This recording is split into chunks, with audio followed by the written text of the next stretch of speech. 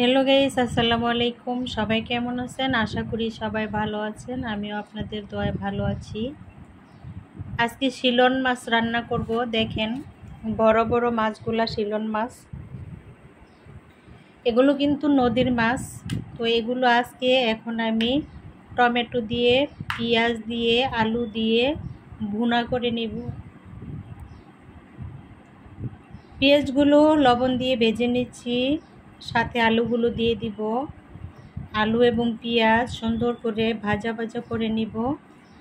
আলু পেঁয়াজ যদি সুন্দর ভাজা ভাজা হয় তাহলে কিন্তু তরকারি খেতে অনেক মজা লাগে।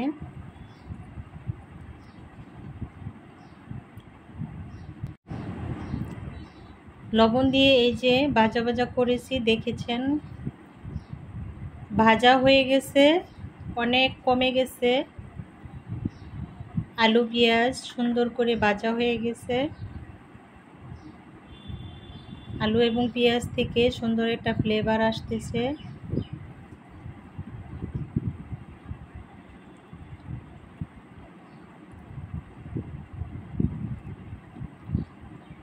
এখন আমি মশলা দিয়ে দিচ্ছি, আদা রসুন বাটা, হলুদ, মরিচ, জিরা, তারপর ধনে গুঁড়া সব কিন্তু দিয়ে দিছি। এখন ভালো করে নাড়াচাড়া করে নিচ্ছি।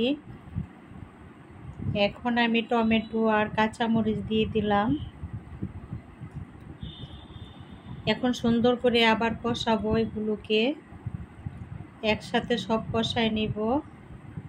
যে যেখান থেকে আমার ভিডিওটা দেখতেছেন সবাই একটা লাইক দিবেন, লাইক দিয়ে আমার ভিডিওটা ফুল ওয়াচ করবেন। ঢাকনা দিয়ে একটু ঢেকে দিলাম। দেখেন সুন্দর হয়েছে, কষানো হয়ে গেছে খুব সুন্দর।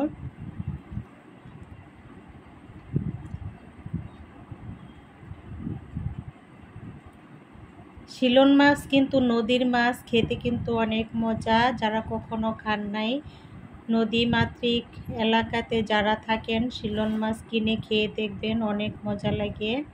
তো আমি পরিমাণ মতো পানি দিয়ে দিচ্ছি।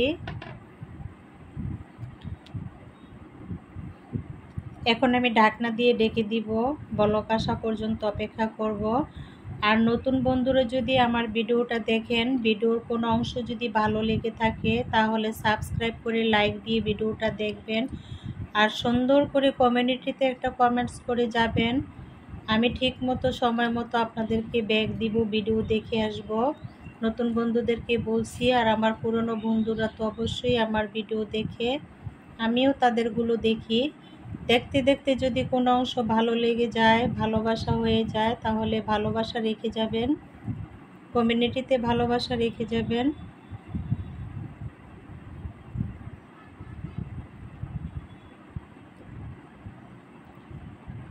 এই তো হয়ে গেছে কিন্তু আমার মাছ রান্না করা।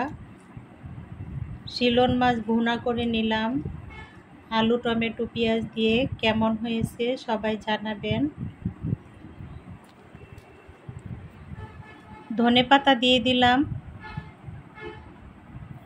এখন ধনেপাতার সিজন এখনও আছে। এখানে আমি যেখানে থাকি ঢাকাতে এই সময় ধনেপাতা অল্প পাওয়া যায়। তো ময়মনসিংহে কিন্তু ধনেপাতা অনেক পাওয়া যায়। আজকে অনেকগুলো ধনেপাতা আনছে, আমি আপনাদেরকে দেখাবো কালকের ভিডিওতে। দেশি ধনেপাতা, খুব সুন্দর ঘ্রাণ আসে।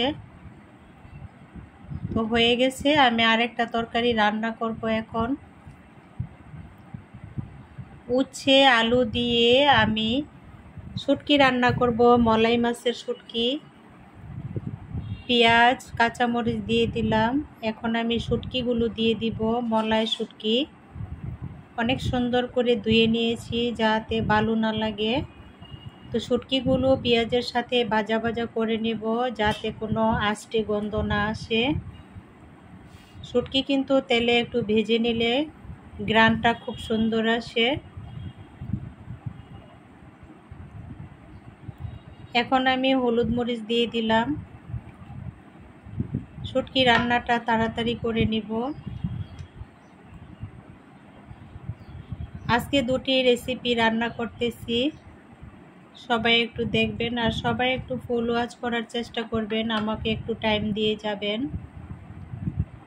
বন্ধুরা, আপু ভাইয়ারা যে যেখান থেকে আমার ভিডিওটা দেখতেছেন, দেশ বিদেশ থেকে, সবার জন্য দোয়া করি, সবাই ভালো থাকবেন। আমার জন্য সবাই দোয়া করবেন যাতে সুস্থ থাকি। এই তো এখন এই যে কেটে রেখেছি উচ্ছে, এগুলো কিন্তু করলা না, ছোট ছোট উচ্ছে আলু। মাঝে মাঝে উচ্ছে তরকারি করলা তরকারি খাবেন, পেট ভালো থাকবে, শরীর ভালো থাকবে, মুখে রুচি আসবে। চিংড়ি মাছ দিয়ে খেতে পারেন, শুটকি দিয়ে খেতে পারেন। আমার এই শুটকি তরকারিটা অনেক মজা হয়েছিল, আমি খেয়ে তারপর ভিডিওটা দিচ্ছি।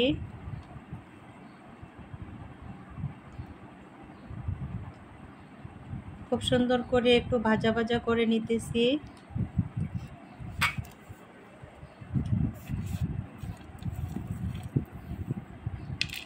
অল্প পরিমাণে একটু পানি দিয়ে দিলাম যাতে আলুটা সিদ্ধ হয়ে যায়।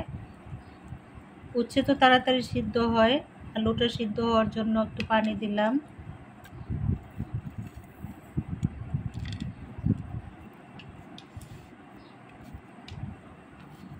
এখন ঢাকনা দিয়ে ঢেকে দিব। বেশিক্ষণ ঢেকে রাখবো না, তাহলে উচ্ছে তিতে হয়ে যাবে।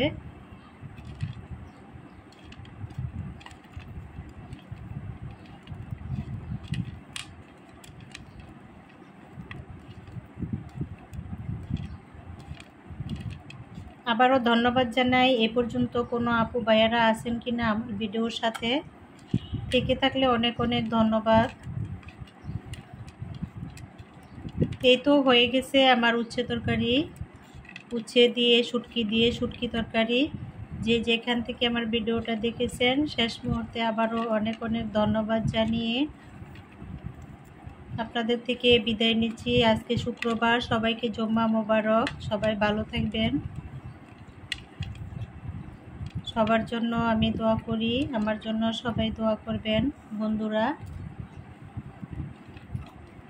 আর সমস্ত কবরবাসীদের জন্য নামাজ পড়ে দোয়া করবেন। সবাই ভালো থাকবেন। আল্লাহ হাফেজ।